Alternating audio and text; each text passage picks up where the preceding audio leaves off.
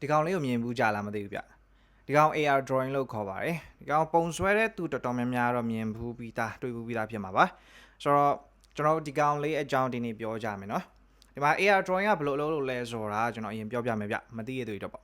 ဆိုတော့ AR drawing ကဘယ်လိုလုပ်လို့လဲဆိုရင်ကျွန်တော်ဆွဲချင်တဲ့ပုံတစ်ပုံကိုတပ်ပုံရိုက်လိုက်မယ်ဒါမှမဟုတ်တပ်ပုံရှိတဲ့ဟာဆိုရင်လည်းအဲ့ app ထဲကိုထည့်လိုက်မယ်ထည့်ပြီးတော့မှသူကဖုန်းရဲ့ကင်မရာကိုသုံးပြီးသူအလုပ်လုပ်တာတော့ဒီလိုမျိုးလေးပေါ့နော်ဒီလိုပေါ်နေမယ်အကောင်ကို trace လုပ်ရမှာ tracing ဆိုတာကအရာလိုက်ပြီးဆွဲရမှာဆိုတော့ပုံဆွဲတဲ့ app တစ်မျိုးလို့လည်းပြောလို့ရတယ်ပေါ့ဆိုတော့ဒီကောင်ကို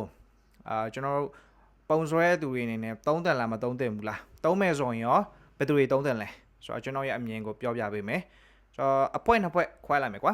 ဒီမှာပထမတစ်ဖွဲကကျွန်တော်ဒီပုံဆွဲတဲ့ပကြီးဆိုတဲ့ဟာကိုတကယ်စိတ်ဝင်စားတယ်လေးလေးနက်နက်စိတ်ဝင်စားတယ်ဝသနာပါတယ်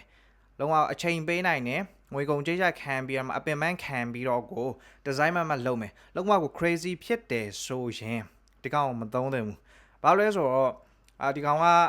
ခုနကျွန်တော်ပြရတဲ့အတိုင်း app ထဲမှာပုံကိုထည့်ပြီးရင်အရာခံပြီးဆွဲလိုက်ရုံပဲဒါနဲ့ပြီးသွားပြီဆိုတော့ဒီကောင်သုံးနေဆိုရင်တော့ကွာအရာကြားလိုက်ရင်တော့အရာခံတဲ့ skill ဒီ tracing skill ကတော့ပို့ပြီးကောင်းရင်ကောင်းလာနိုင်တယ်ဒါပေမဲ့ကျန်တာဘာမှတိုးတက်မှုရှိမှာမဟုတ်ဘူးပြီးတော့ကျွန်တော်ကိုယ်တိုင်လည်းစမ်းသုံးကြည့်တယ်ကျွန်တော်ကိုယ်တိုင်စမ်းသုံးကြည့်တယ်ဒီမှာကျွန်တော်ဆိုပုံမှန်ဆွဲနေကြကလက်တန်းဆွဲရပါတော့ကိုဆွဲချင်တဲ့ပုံကိုရှေ့မှာထားတယ်ဒါမှမဟုတ်ဖုန်းထဲကဖြစ်ဖြစ်အပြင်ကပုံဖြစ်ဖြစ်အဲ့ဒါကိုကြည့်တယ်မျက်လုံးနဲ့ eyeball လုပ်လိုက်တယ်မှန်းပြီးတော့မှအတိုင်းတာတွေအဲ့လို proportion မှန်အောင်ကိုလက်တန်းချပြီးတော့မှ free hand ဆွဲတာဆိုတော့အဲ့ app ကိုသုံးပြီးကျွန်တော်ဆွဲကြည့်တော့တော်တော်လေးခက်တယ်ဗျဟိုလွယ်မယ်ထင်တာတော်တော်လေးခက်တယ်ပြီးတော့အဲ့လောက်ကြီးမလွတ်လပ်ဘူးလို့ခံစားရတယ်ပြီးနောက်ထပ်ခံစားမှုအပိုင်းမှာလည်းအနှစ်သာရမရှိဘူးအဲ့လိုမျိုးဆွဲလို့ကကျွန်တော်အနေနဲ့ပြောရမယ်ဆိုတော့တိတ်အစင်မပြေဘူးကျွန်တော်အတွက်ပေါ့နော်ဆိုတော့ဒီကောင်ကအရာခံပြီးဆွဲတာတက်တက်ဖြစ်တဲ့အတွက်ကွာဘာတိုးတက်မှုမှရှိမှာမဟုတ်ဘူးအဲ့ဒီအစားကျွန်တော်ဒီတကယ်ဒီပကြီးကိုပုံဆွဲတာကိုတကယ်စိတ်ဝင်စားရလေးလေးနဲ့လှုပ်ချင်တယ်တကယ်လှုပ်ချင်တဲ့သူအနေနဲ့ကဘာလုပ်တယ်လဲဆိုကျွန်တော်ခဲပကြီးဆိုပုံဆွဲတာကိုအခြေခံအစားတိတ်တိတ်ချာချာလေးလာစေချင်တယ်ကျွန်တော်ထုံးခွဲတာရှိမယ်ပြီးရင် line တွေပါရေပေါ့ပြီးတော့ဒီခဲပကြီး basic အဲ့ဒါဒီ proportion နဲ့ပတ်သက်ပြီးအချိုးအစားနဲ့ပတ်သက်ပြီးeyeball လုံးနေပေါ့နော်အတိုင်းတာတွေကိုဒီ free hand ဆွဲနေအဲ့ဒါလေးတွေကိုတိတ်တိတ်ချာချာလေးလာတာပို့ပြီးအဆင်ပြေပါတယ်ဆိုတော့ဒါတော့မသုံးတဲ့ဖွဲပေါ့နော်ဆိုတော့ဘယ်သူတွေသုံးတဲ့လဲဆိုရင်ကျွန်တော်ပုံဆွဲတာဝသနာပါတယ်ပုံဆွဲရတာကြိုက်တဲ့ပကြီးကိုစိတ်ဝင်စားတယ်ဒါပေမဲ့ကျွန်တော်အချိန်မပေးနိုင်ဘူးချိန်လည်းမပေးခြင်းဘူးပြီးတော့တအားကြီးအဲ့လိုမျိုး crazy မဖြစ်ဘူးကွာအပြင်းပြေတစ်ခါလေဒီတိုင်းပြင်းတဲ့ချိန်လေးထပြီးပုံကောက်ဆွဲခြင်းတယ်အဲ့လိုလူရင်းနေနေကတော့သုံးလို့အဆင်ပြေတယ်ဆိုတော့ကွာတစ်ခါလေကွာလုံးစရာမရှိဘူးနားနေတယ်အမှကိုပုံဆွဲခြင်းတယ်ကိုမှ skill လည်းမရှိဘူးအဲ့လိုဆိုရင်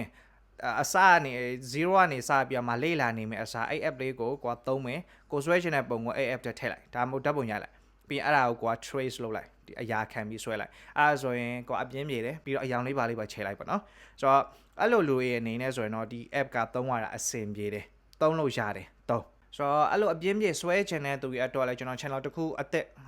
လုပ်ပေးထားတာရှိတယ်ဒီကောင်လေးပါနော်Trace and Chill မြန်မာဆိုတဲ့ channel လေးအဲ့ဒါလေးကဒီတိုင်းအပြင်းပြေဆွဲမဲ့သူရဲ့အတွက် channel လေးအသက်တစ်ခုပေါ့ပြီးတော့ဒီ channel မှာတော့ကျွန်တော်အရင်ကဆွဲတဲ့အတိုင်းထုံးစံတိုင်းပုံမှန်ဆွဲတဲ့အတိုင်းပဲ free hand ဆွဲရင်ဆွဲမယ်ပြီးတော့ grid တောင်မှကျွန်တော်နောက်ပိုင်းတိတ်မသုံးဖြစ်တော့ဘူးဗျအဓိကဒီပုံမှန်ဆွဲနေကြတိုင်းဆွဲဟာလေးကဒီ channel မှာပဲတင်သွားမှာပြီးတော့အဲ့ channel လေးကိုတစ်ချက်သွားကြည့်လိုက်ကျွန်တော်အဲ့ AR drawing app ကိုသုံးပြီးတော့မှ grind sand ဆွဲကြည့်ထားတာပေါ့နော်အဲ့မှာ line တွေလည်းတိတ်မငီယာမျိုးတွေတိုးရလိမ့်မယ်ပြီးတော့ဆွဲရနည်းနည်းလေး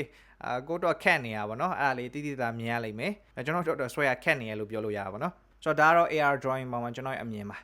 ပြီးတော့ကျွန်တော်ခုနပြောသလိုပဲပထမတစ်ပွဲမှာလို့ပုံဆွဲတာကိုစိတ်ဝင်စားတကယ်လေးလာချင်တဲ့သူတွေအတွက်တင်တဲ့ကလည်းတက်ဖို့အဆင်မပြေဘူးဆိုရင်ဘယ်လိုနေရာနဲ့ဘယ်လိုမျိုးလေးလာလို့ရလဲဆိုတော့ကျွန်တော်ဗီဒီယိုတိတက်လေးတစ်ပုတ်ထပ်လုပ်ပေးပါအောင်မယ်ဆိုတော့အဲ့ဒါလေးစောင့်မျှော်ပေးပါအောင်နော်ဆိုတော့ peace